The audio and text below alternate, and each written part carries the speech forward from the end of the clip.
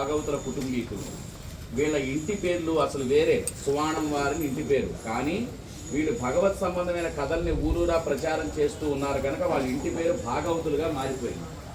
భాగవతుల బ్రాహ్మణ కుటుంబీకులందరూ ఈ కూచిపూడి నాట్యాన్ని పెంచి పోషించి ఆనాడు గురుకుల పద్ధతిలో ఇంటి దగ్గర ఒక నివాసంలాగా ఏర్పరచుకుని నాట్యం చేసుకుంటూ ఆనాటి కాలమాన పరిస్థితుల్లో సరైన సౌకర్యాలు లేవు. ఇప్పుడు మీరు చక్కగా నూజివీడు నుంచి ఇక్కడ రావడానికి మీ మేడం గారు చక్కటి బస్సు ఏర్పాటు చేశారు, మధ్యలో టిఫిన్ పెట్టించుంటారు, అన్నీ ఉన్నట్టు అక్క వచ్చేదాకా వెళ్ళిపోతారు. కానీ ఆనాడు లేవు కదా.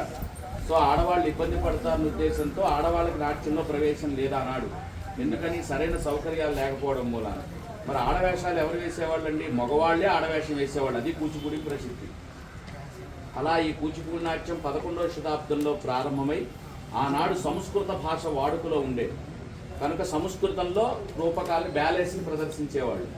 దాని తర్వాత మీ ఎదుర్కొందా ఉన్నారు సిద్ధేంద్ర యోగ ఆయన భామా కలాపం అనేటువంటి దాన్ని సృష్టించాడు. ఏం చెప్పాడు దాని ద్వారా? భారతదేశంలో ఒక స్త్రీ పవిత్రత ఏమిటి, స్త్రీ గొప్పతనం ఏంటి, భర్తను ఎలా గౌరవించాలి, సమాజంలో ఎలా ఉండాలి, ముక్కు ముంగిర గొప్పతనం ఏంటి, మంగళసూత్రాలు, మట్టెలు, మన సంస్కృతి సంప్రదాయాలు, శకునాలు, ఇవన్నీ కూడా దాంట్లో చెప్తూ ఒక కథని క్రియేట్ చేసి భామా కలాపం అనే దాన్ని రాశాడు. అలా కలాపం అనేటువంటి రెండో స్టెప్ ఎదిగింది కూచిపూడి. ఏదైనా ఒకటి ప్రపంచంలో పుట్టిందంటే దానివల్ల ఒక యూజ్ కావాలి. ఇప్పుడు మీరున్నారు, చదువుకుంటున్నారు, మీ తల్లిదండ్రులకో మీ వాళ్ళకో గురువులకో యూజ్ అవుతారు కదా. అలాగే ఒక వ్యవస్థలో ఒక ప్రక్రియ పుట్టిందంటే ఒక ప్రయోజనం కలగాలి. ఈ నాట్యం నేర్చుకోవడానికి ఎటువంటి కులము లేదు, ఎటువంటి మతము లేదు, ఎవరైనా నేర్చుకోవచ్చు ఈ నాట్యం. నెంబర్ 1, ఈ నాట్యం వల్ల ఒక గ్రామంలో ప్రజలందరూ కాపాడబడ్డారు. ఎలా కాపాడబడ్డారు కూచిపూడి నాట్యం మూలాన అంటే 1475వ సంవత్సరంలో కడప జిల్లా దగ్గర సిద్ధవటం సీమ అనే ఒక ఊరుంది. అక్కడ ఆ ఊరిని ఒక సామంతరాజు పరిపాలిస్తూ ఉండేవాడు. ఇప్పుడు మన గవర్నమెంట్ ఎలా పరిపాలిస్తూ ఆనాడు రాజులు కదా అందరూ, ఓ సామంతరాజు పరిపాలిస్తూ ఆ గ్రామంలో ఉన్నటువంటి ప్రజలందరినీ కూడా చిత్రహింసలు పెడుతున్నట్టు. దేనికి? డిఫరెంట్ ట్యాక్సెస్, పన్నులు వేస్తూ, జుట్టు పెరిగితే శిస్తూ, జుట్టు తగ్గితే శిస్తూ, ఇట్లా డిఫరెంట్ ట్యాక్స్ నానా ఇబ్బందులు పడుతున్నారట. ఈ కూచిపూడి భాగవతులకి ఇప్పుడంటే మనకి రవీంద్ర భారతి పెద్ద ఆడిటోరియాలు వచ్చినాయి, ఆనాడు లేవు కదా. వీళ్ళు ఈ ఊరు నుంచి ఆ ఊరు వెళ్ళిపోయి ఆ ఊర్లో పెద్ద మనిషిని పర్మిషన్ తీసుకుని ఆ 4 రోడ్ల కూడల్లో ప్రదర్శన చేసేవాడు. అలా సిద్ధవటం సేమ్ వెళ్ళి అక్కడ ప్రదర్శనకు అనుమతి కోరి ప్రదర్శన చేసిన తర్వాత చూసిన ప్రేక్షకుల్లో ఎవరి మొహాల్లో నవ్వు ఆనందం లేదుట. ఇదేమిటి, మనం చేసిన నాట్యం నచ్చలేదా? మన ప్రదర్శన చూస్తే అందరూ సంతోషంగా ఉంటారు, ఎందుకు ఏమైంది వీళ్ళకని ఇంకొక 3 రోజులు అక్కడే ఉండి ఎంక్వైరీ చేస్తే వాళ్ళ సామంతరాజు అనేక బాధలు పెడుతున్నారనే విషయం తెలుసుకుని వీళ్ళకి ఏదైనా ఈ సమస్య నుంచి మనం ప్రాబ్లమ్స్ ఏం చేయాలని అక్కడ జరిగినటువంటి గాథలన్నింటినీ కూడా ఒక స్టోరీ లాగా డ్యాన్స్ కంపోజ్ చేసి సంగీతం చేసి సాహిత్యం రాసుకుని ఆ సామంతరాజు హెడ్ ఎవరు? వీర నరసింహరాయలు. ఆయన దగ్గరికి వెళ్ళి కూచిపూడి భాగవతం వచ్చా నాట్య ప్రదర్శన చేస్తామని చెప్పి చేయండి అని అడిగితే ఇతను చేసే దారుణ కృత్యాలు ఏవైతే ఉన్నాయో అవి కళ్ళకు కట్టినట్టు ఆయన చూపించారు. రాజుగారి కోపం వచ్చిందా? భాగవతులు అన్నారు దేవుడి కథలు చేయకుండా ఆడపిల్లలు కొడుతున్నారేంటి, వాతనేమిటి, ఇదంతా ఏమిటని.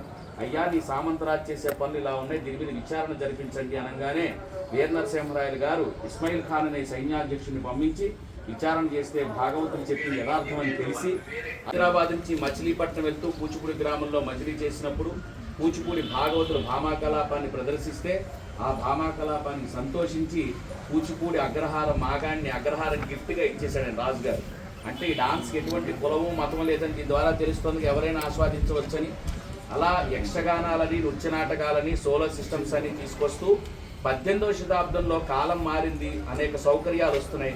ఆడవాళ్ళకు కూడా మనం ఎందుకు నేర్పకూడదని కూచిపూడి భాగవతులే 18వ శతాబ్దంలో స్త్రీలకు కూడా ఈ నాట్యం ప్రవేశం కల్పించి ఈ గురుకుల పద్ధతిలో ఉన్న నాట్యం మనతోనే ఆగిపోకూడదు, దీన్ని ప్రపంచవ్యాప్తం చేయాలి, అందరికి అందించాలనే ఉద్దేశంతో ఈ సిద్ధేంద్ర కళాక్షేత్రాన్ని అంతా కూడా 1961వ సంవత్సరంలో వాళ్ళు తీసుకుని కొనుక్కుని అక్కడ పాత బిల్డింగ్ వెంకటేశ్వర భవన్ అని అక్కడ ఒకటి కట్టించి ఇండోర్ ఆడిటోరియం కట్టించి ఉండడానికి అకామిడేషన్ ఫ్రీ, ఉచితంగా రూమ్స్ కట్టించి ఉచితంగా నాట్య శిక్షణ ఇచ్చారు. కులమతాలకు అతీతంగా ఎవరైనా వచ్చి నేర్చుకోవచ్చు అని. 1961 నుంచి 1989 వరకు కమిటీ మీద నడిపించారు.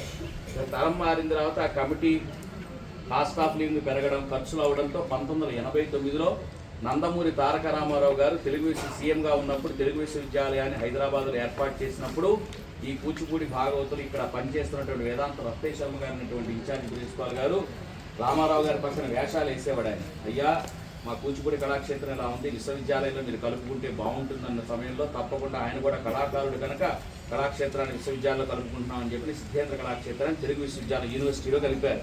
ఆ జిల్లా పరిషత్ స్కూల్లో కూడా మనతోనే కలిసి ఉండేది సంస్కృత పాఠశాల. ఇది ఎప్పుడైతే విశ్వవిద్యాలయం కలిపారో అది తీసుకెళ్లి జిల్లా పరిషత్తో తీసుకెళ్లి కలిపారు జెడ్పీహెచ్ స్కూల్లో. అలా ప్రభుత్వపరమైంది ఈ స్కూల్స్. అప్పటి నుంచి మనకి జనరల్ ఎడ్యుకేషన్ మీకు 6th క్లాస్ నుంచి 10th క్లాస్ వరకు, తర్వాత ఇంటర్మీడియట్, డిగ్రీ, ఎంఏలు ఎలా ఉంటాయో దాంట్లో కూడా 10 సంవత్సరాల వయసు నిన్నటువంటి పిల్లల్ని జాయిన్ చేసుకుంటాం. సర్టిఫికేట్ కోర్స్ 4 సంవత్సరాలు ఉంటుంది. 10th మీకు అక్కడ 10th ఎడ్యుకేషన్ అయ్యేప్పుడు ఇక్కడ సర్టిఫికేట్ అవుతుంది.